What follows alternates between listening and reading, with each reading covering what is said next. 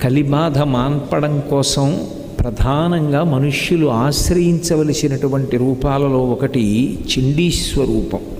కలవు చండీ అని. చండీ పరదేవత అంటే చెడి కోపనే ఇది చండిహి అని. చండీ పరదేవత కోపంగా ఉంటుంది అని. కోపంగా ఉంటుంది అన్న మాటని కొంచెం జాగ్రత్తగా అర్థం చేసుకోవాలి. దేని మీద కోపం, ఎందుకు కోపం?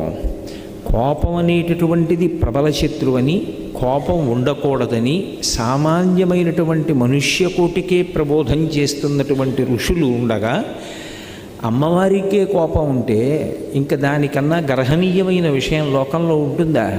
మరి అమ్మవారికి కోపం ఎందుకు అంటే ఆవిడ కోపం మన మీద కాదు, ఆవిడ కోపం ధర్మం మీద కాదు. ఆవిడ కోపం దేని మీద అంటే అధర్మం మీద.